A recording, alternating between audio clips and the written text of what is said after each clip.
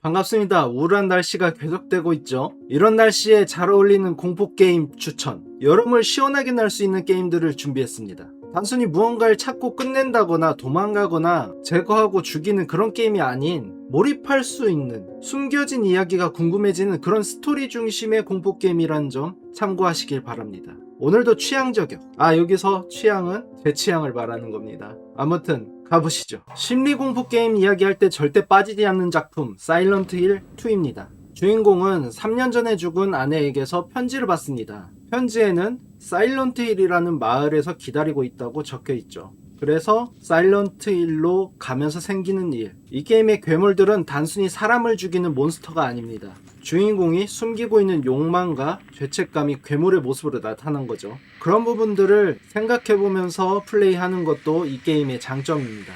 게임은 굉장히 느리고 조용합니다. 짙은 안개 때문에 앞이 잘 보이지도 않고 괴물이 가까이 오면 라디오에서 잡음이 들리죠. 이야기를 진행할수록 풀리는 미스터리, 상징과 복선을 해석하고 죄책감과 상실을 다룬 무거운 이야기를 좋아한다면 반드시 해볼 만한 그런 게임이고요. 화려한 액션이나 친절하고 명확한 스토리를 원하시는 분에게는 조금 답답할 수 있다.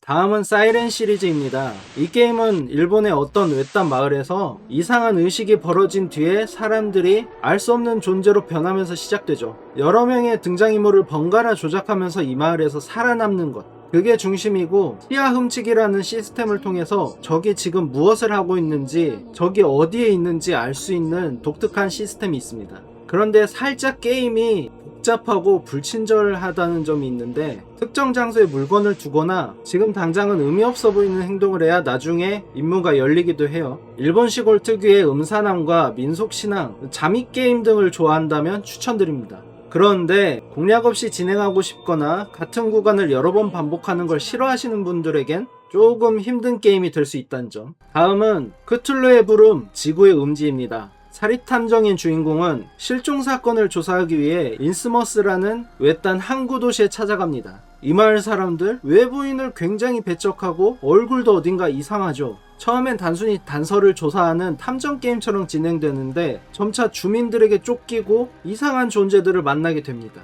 재밌는 점은 주인공이 어떤 환경에 처하면 화면이 왜곡되고 환각이 보이고 무기도 제대로 조준하지 못합니다.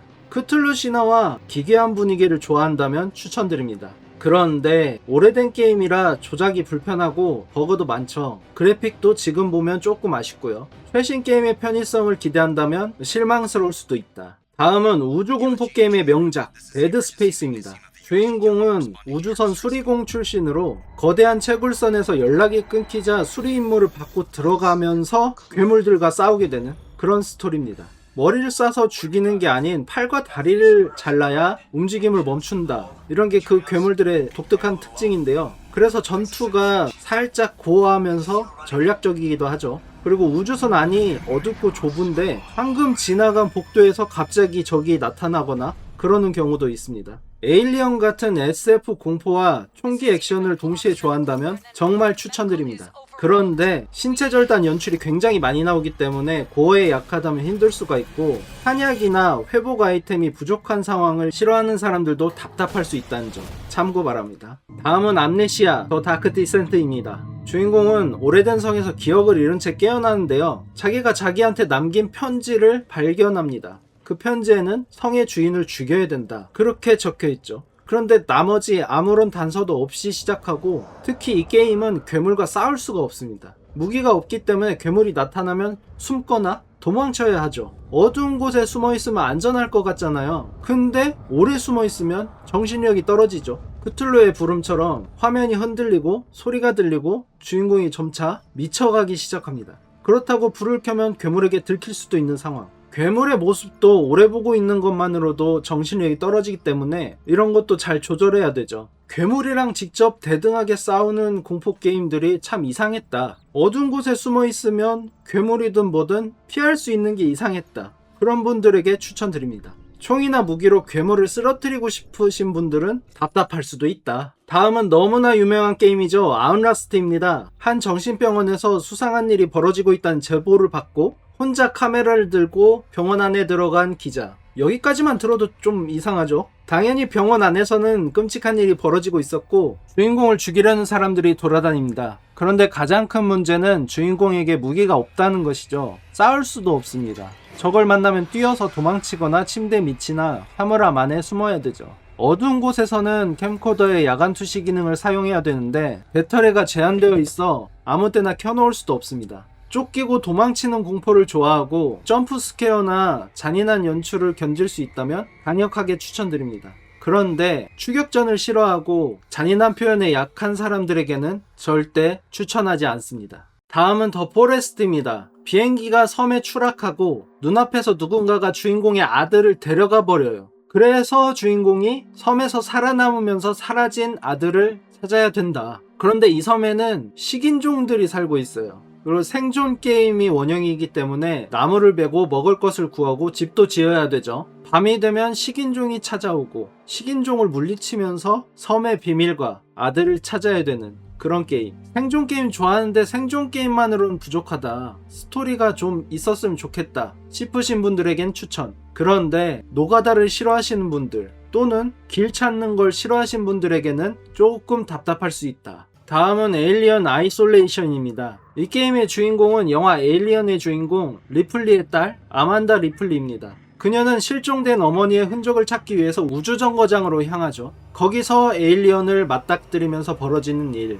이 게임의 재미는 에일리언이 정해진 길만 왔다 갔다 하는 게 아닌 플레이어가 소리를 내면 그 소리를 찾아오고 자주 있었던 장소를 조사하기도 해요. 그래서 공략을 보고 따라해도 상황이 완전히 똑같이 흘러가지 않는 재미가 있습니다. 무기나 도구가 나오긴 하지만 에일리언을 죽일 수는 없고 잠시 쫓아내거나 다른 곳으로 유인할 뿐이죠. 영화 에일리언의 낡은 컴퓨터와 우주선 디자인이 굉장히 잘 표현되어 있는 게임이죠. 조심스럽게 그리고 조용하게 잠입하는 플레이와 오래 유지되는 긴장감을 좋아한다면 추천드립니다.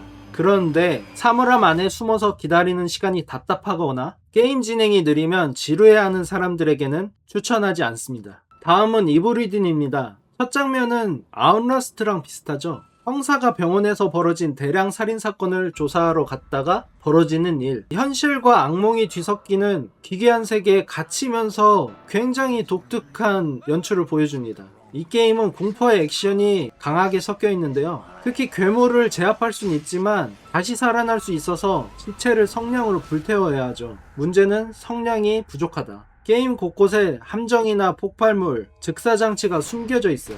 방심하고 뛰어다니다가 갑자기 죽는 경우가 많죠. 병원에 있다가 갑자기 마을로 떨어지고 복도가 무너지고 공간 자체가 악몽처럼 계속 바뀝니다.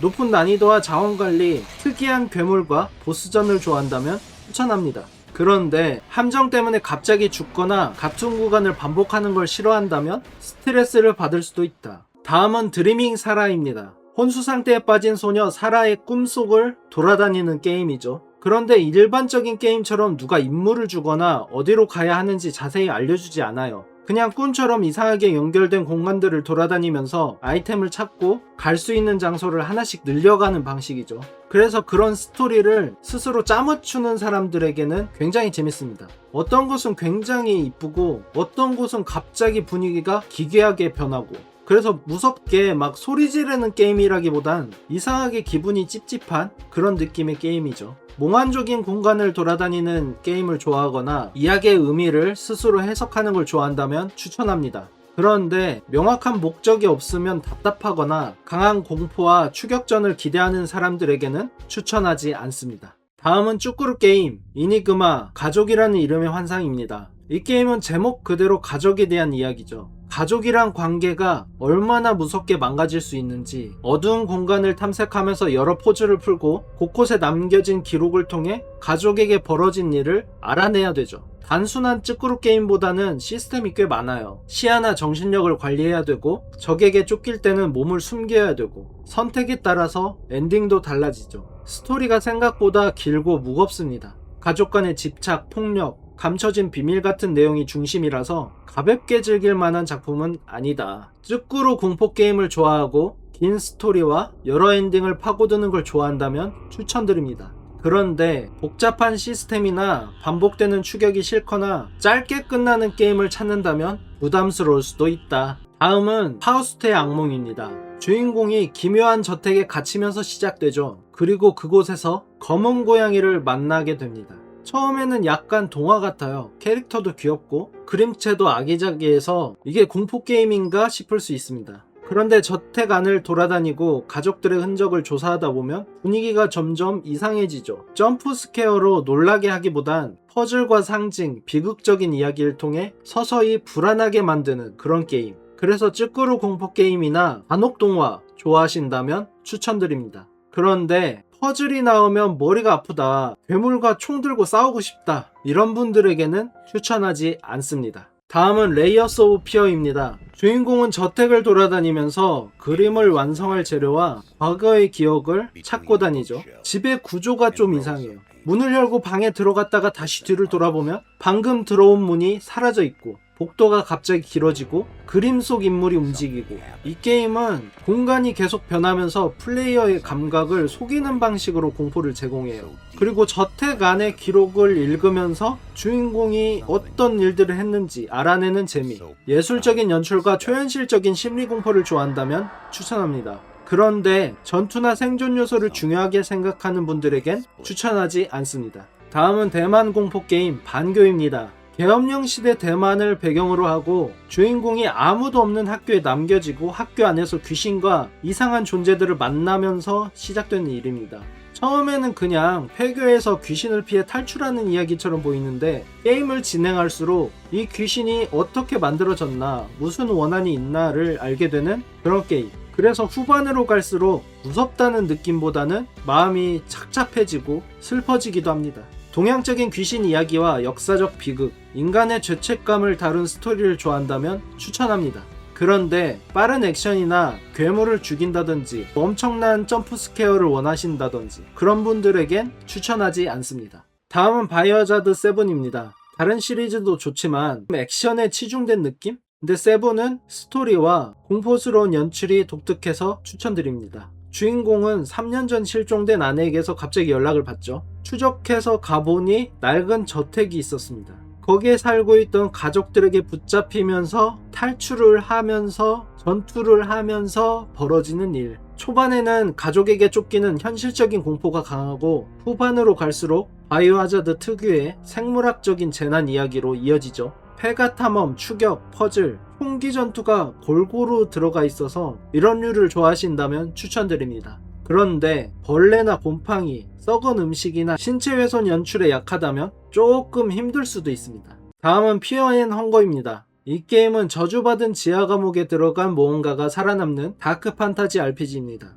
전투 중에 팔이나 다리를 잃을 수도 있고 굶주림과 정신 상태를 계속 관리해줘야 되죠. 다키스트 던전이랑 조금 비슷한, 평범해 보이는 적 하나 때문에 파티가 전멸할 수도 있고, 적 신체 부위를 선택해서 공격할 수 있는데 어느 부위를 먼저 제거하느냐에 따라서 전투 결과가 완전히 달라지죠. 열심히 키운 캐릭터도 작은 실수나 운이 나쁘면 한순간에 망가질 수 있다는 점. 그래서 굉장히 불합리하고 불쾌하게 느껴질 수도 있지만 그런 점이 이 게임의 세계관이다. 탐험할수록 신과 인간, 고통과 승천에 관한 기괴한 설정도 드러납니다. 극단적인 난이도와 잔혹한 다크 판타지, 숨겨진 설정을 파고드는 걸 좋아한다면 추천드립니다. 그런데 신체 훼손, 성적 폭력의 암시, 운에 따라 진행이 무너지는 시스템에 거부감이 있다면 절대 추천하지 않습니다. 다음은 찌끄루 공포게임 It Moves입니다. 주인공은 어린 소년으로 어느 날부터 밤마다 이상한 악몽을 꿉니다. 처음에는 그냥 어두운 방이나 낯선 복도로 시작하는데 잠들 때마다 꿈의 내용이 점점 기괴해지죠.